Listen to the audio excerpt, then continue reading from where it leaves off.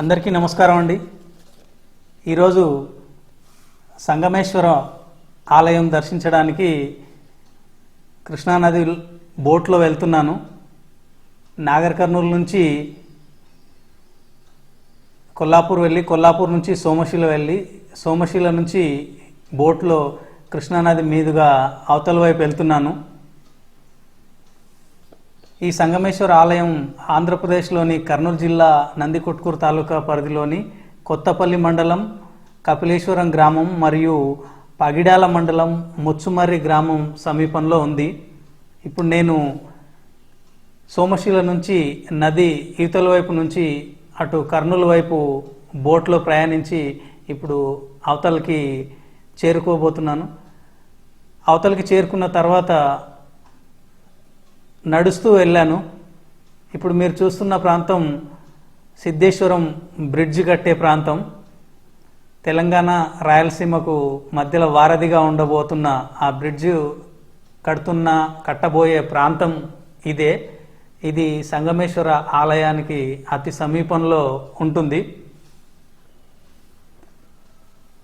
1981లో శ్రీశైలం ఆనకట్ట పూర్తయిన తర్వాత ఈ సంగమేశ్వర ఆలయం పూర్తిగా నీటిలో మునిగిపోయింది.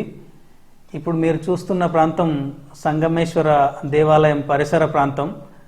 ఇటు తెలంగాణ నుంచి బోట్లో వెళ్ళి ఆలయాన్ని దర్శించుకునే ప్రాంతం ఇది. ఇప్పుడు మీరు చూస్తున్న బాట ఏదైతే ఉందో ఇది రాయలసీమ నుంచి వచ్చింది. 2003లో శ్రీశైలం ఆనకట్ట నీటి మట్టం చాలా మటుకు తగ్గడం వల్ల ఇక్కడ ఒక ఆలయం ఉంది. ఆ ఆలయం నీళ్ళలోంచి బయటపడింది. అప్పటిదాకా 23 సంవత్సరాల పాటు నదిలోనే ఉండిపోయింది. ఇప్పుడు మీరు చూస్తున్నది ఆ దేవాలయం యొక్క ఉత్తర ద్వారం. నలువైపులా 4 ద్వారాలు ఉన్నాయి, కానీ కొన్ని శిథిలమైపోయాయి. ఇప్పుడు మీరు చూస్తున్నది ఉత్తర ద్వారం. ఈ ఉత్తర ద్వారం గుండానే దేవాలయంలోకి వెళ్తున్నాను నేను. ఈ ప్రదేశం సప్తనది సంగమంగా పిలువబడుతుంది. ఇప్పుడు దేవాలయంలోకి ప్రవేశిస్తున్నాము. ఇప్పుడు మీకు ఎదురుగా కనపడుతున్నదే సంగమేశ్వర ఆలయం. ఇప్పుడు మీరు చూస్తున్నది తూర్పు వైపు నుంచి ఉండే ప్రవేశ ద్వారం ఇది.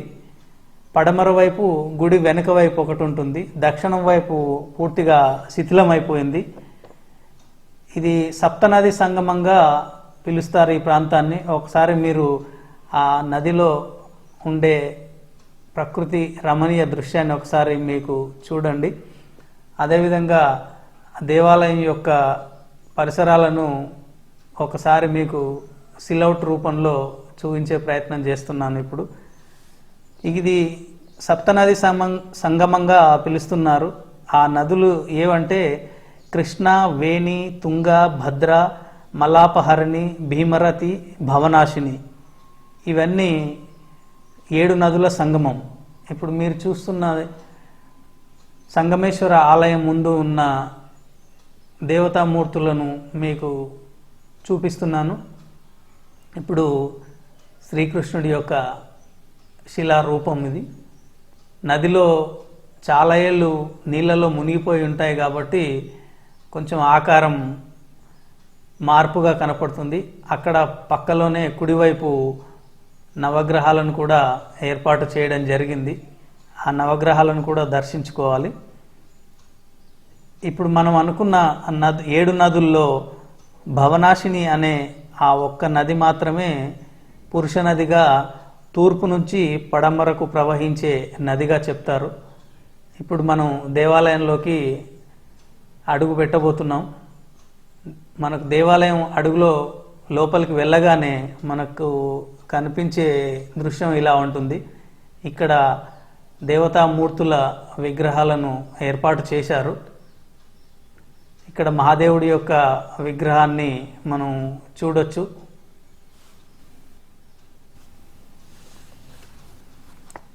ఇప్పుడు మహాదేవుణ్ణి దర్శించుకోవాలి.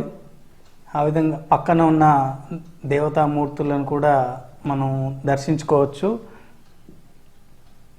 భారతీయ పురాణాల ప్రకారం పాండవులు వనవాస సమయంలో శ్రీశైలాన్ని దర్శించి ఆ తర్వాత శ్రీకృష్ణుడు చెప్పినట్లుగా ఈ సప్తనది ప్రాంతానికి చేరుకొని శివలింగ ప్రతిష్ఠ చేయాలని ధర్మరాజు భావిస్తారు. కాశీ నుండి లింగాన్ని తీసుకొని రమ్మని భీముణ్ణి పంపిస్తారు. నిర్ణయించిన సుముహూర్తానికి భీముడు రాకపోవడంతో అప్పుడు ఒక వేప మొద్దును నరికి శివలింగ రూపం ఆకారంగా మలిచి ధర్మరాజు ప్రతిష్ఠిస్తారు. అటువంటి ఆ లింగ రూపమే మనము నేడు గర్భాలయంలో దర్శిస్తున్న శివలింగం. ఇప్పుడు గణనాథుణ్ణి దర్శించుకొని దేవాలయంలోకి గర్భగుడిలోకి మనం ఇప్పుడు ప్రవేశం చెయ్యాలి.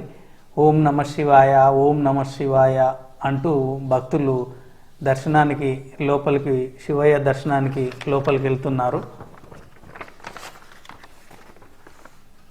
ఈ సంగమేశ్వర ఆలయాన్ని క్రీస్తు శకం 740లో చాళుక్య వంశానికి చెందిన రెండవ పులకేశి అనే రాజు నిర్మించాడు. ఈ ఆలయం శివయ్యకు అంకితం చేయబడింది. ఈ పుణ్యక్షేత్రం శ్రీశైలం యొక్క వాయువ్య ద్వారంగా పరిగణింపబడుతుంది. ఎంతోమంది మహర్షులు తపస్సు చేసుకున్న ప్రాంతం ఇది. దక్షుడు యజ్ఞం చేసిన ప్రాంతం కూడా ఇదే. దక్షుడు సతీదేవిని యజ్ఞంలో అవమానించాడని, ఆమె స్వయంగా అగ్నిలో కాలిపోయిందని, ఆమె ఆత్మ శరీరం నుండి ఇక్కడే విడుదలయ్యింది కాబట్టి నివృత్తి లింగమేశ్వర్ అని కూడా పిలుస్తారు. ఇక్కడ 6 ఉపాలయాలు కూడా ఉన్నాయి. నరసింహస్వామి, సుబ్రహ్మణ్య స్వామి, వజ్రలింగేశ్వర స్వామి, సూర్యనారాయణ స్వామి, లక్ష్మీనారాయణ స్వామి మరియు గాయత్రి అమ్మవార్ల ఉపాలయాలు కూడా ఇక్కడ ఉన్నాయి. ఇప్పుడు మీరు చూస్తున్నది ధర్మరాజు గారు ప్రతిష్ఠించినటువంటి శివలింగం.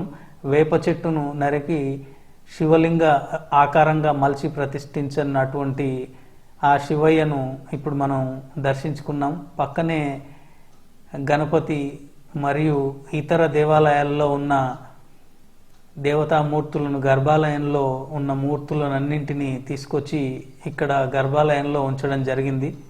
ఎందుకంటే ఆ ఉపాలయాలన్నీ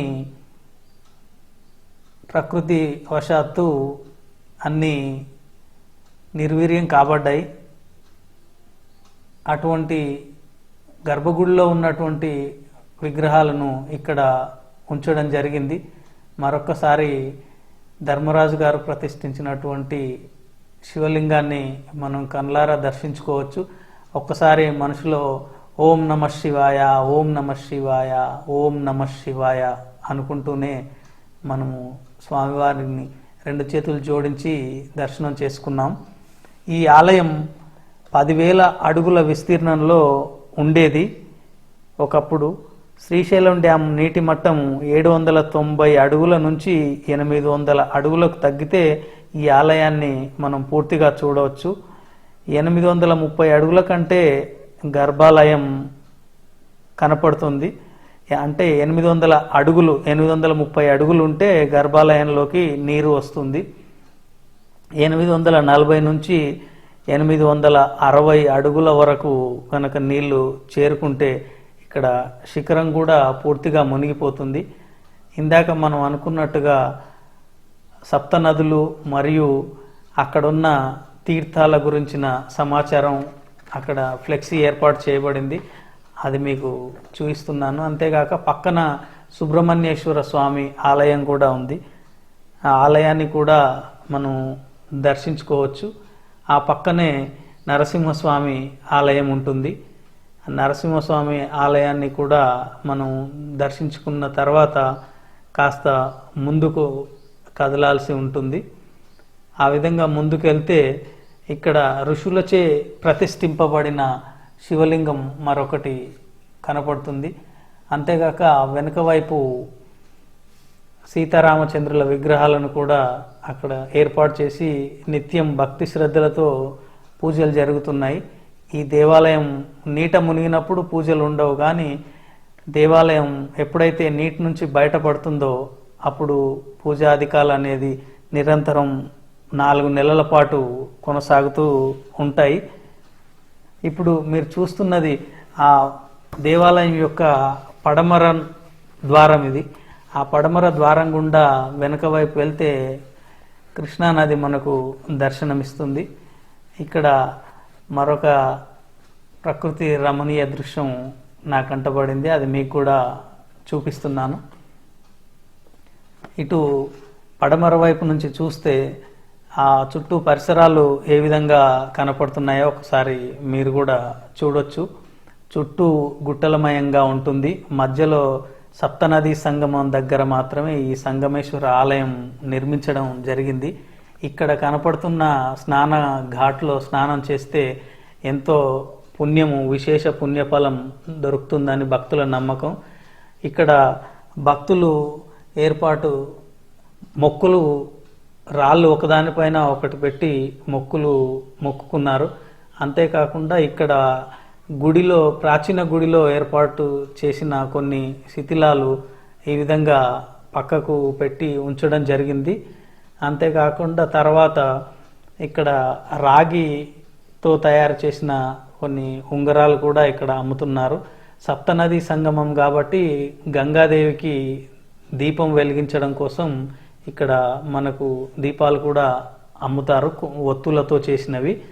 సాయంకాల సమయం అయింది నేను అక్కడికి వెళ్ళినప్పుడు, కాబట్టి ఆ సాయంకాల సమయంలో దేవాలయం కనపడుతున్న తీరు మరొకసారి మీరు చూడొచ్చు. అంతేకాకుండా దేవాలయం పరిసరాలను కూడా ఒకసారి మీకు అందరికీ చూపిస్తున్నాను. ఎందుకంటే సంవత్సరంలో 8 నెలల పాటు నది గర్భంలో ఉండిపోతుంది. ఒక 4 నెలలు మాత్రమే మనకు శివయ్య దర్శనమిస్తాడు. మరొక మారు ఆ వెనుక వైపు కనపడే ప్రకృతి దృశ్యాన్ని కూడా రికార్డ్ చేశాను, అది కూడా తనివి తీరా చూడండి. ఇప్పుడు తెలంగాణ ప్రాంతం వైపు నుంచి ఒక బోటు సంగమేశ్వర స్వామిని, శివయ్యను దర్శించుకోవడానికి భక్తులతో వచ్చింది. ఆ విధంగా దర్శనం పూర్తి చేసుకున్న తర్వాత మళ్ళీ వస్తాను లింగమయ్య, మళ్ళీ సంవత్సరం తిరిగి వస్తాను నీ దర్శనానికి అని మనసులో అనుకొని బోట్లో మళ్ళీ సోమశిలకు బయలుదేరడం జరిగింది. ఈ విధంగా కృష్ణానదిలో ప్రయాణించడం ఒక అనిర్వచనీయమైన అనుభూతిగా మిగిలింది. అలాగే నాతో పాటు వచ్చిన వాళ్ళు కూడా చాలా సంతోషించారు. ఆ బోటు ప్రయాణిస్తున్న క్రమంలో అల్ల తాకిడి ఏ విధంగా ఉంది, నీళ్లు ఎంత స్పీడ్గా వెనుక వైపు వెళ్తున్నాయి అనేది కూడా ఒకసారి నా కెమెరాలో రికార్డ్ చేసే ప్రయత్నం అయితే చేశాను. ఈ విధంగా ముందుకు వెళ్తూ అక్కడ కృష్ణానది దాటుతూ సంగమేశ్వరం దర్శనం చేసుకొని వెనుక మరలి ఇప్పుడు సిద్ధేశ్వరం ఆ బ్రిడ్జి ఎక్కడైతే నిర్మాణం చేస్తున్నారో ఆ ప్రాంతాన్ని ఇప్పుడు మరొకసారి మీకు చూపిస్తూ ఆ దర్శనం చేసుకొని శివయ్యకు మనస్ఫూర్తిగా దండం పెట్టుకొని మళ్ళీ తిరుగు ప్రయాణం చేశాను.